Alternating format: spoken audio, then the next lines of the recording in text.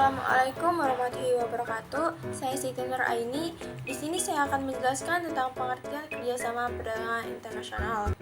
Kerjasama perdagangan internasional adalah kegiatan pemerintah untuk memperjuangkan dan mengamankan kepentingan nasional melalui hubungan perdagangan dengan negara lain dan atau lembaga organisasi internasional. Selanjutnya, ada manfaat dari kerjasama perdagangan internasional.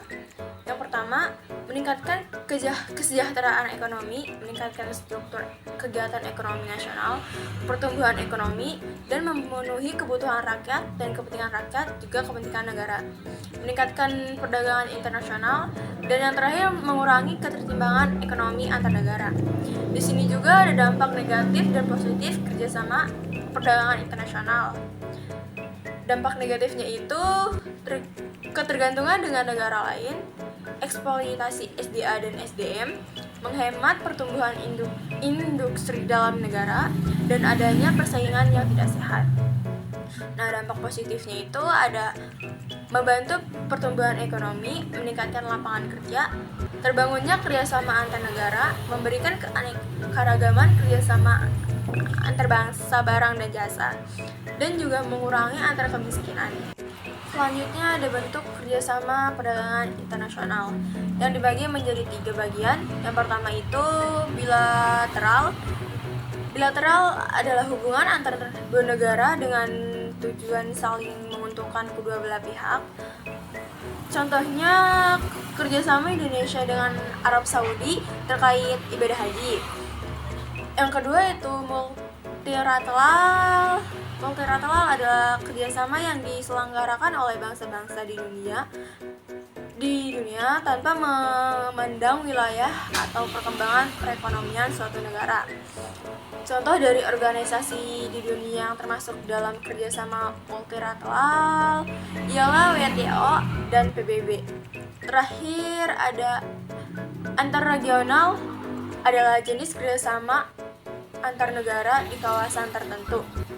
Contoh kerjasama regional adalah keterlibatan Indonesia dengan ASEAN. Kerjasama ini dilakukan di negara kawasan Asia Tenggara. Lembaga kerjasama. Yang satu ada Perserikatan Bangsa-Bangsa yang disingkat dalam PBB. Adalah organisasi internasional yang didirikan pada tanggal 24 Oktober 1945 untuk mendorong kerjasama internasional. Yang kedua ada ASEAN. Latar belakang terbentuknya ASEAN adalah keinginan kuat daripada pendirinya untuk menciptakan kawasan Asia Tenggara yang damai, aman, stabil, dan sejahtera. Hal tersebut mengemukakan karena situasi di kawasan pada era 1960-an berharapan dengan situasi rawan konflik. Yang selanjutnya ada AFTA, adalah bentuk kerjasama perdagangan dan ekonomi di wilayah ASEAN berupa kesepakatan agar tercipta situasi perdagangan yang seimbang dengan penurunan tarif, barang, dagang, serta pajak bagi negara-negara ASEAN Tenggara. Selanjutnya ada Asia Pacific Economic Cooperation. Kerjasama ekonomi Asia Pasifik adalah forum ekonomi 21 negara lingkar Pasifik yang bertujuan untuk mengukuhkan pertumbuhan ekonomi dan mempererat komunitas.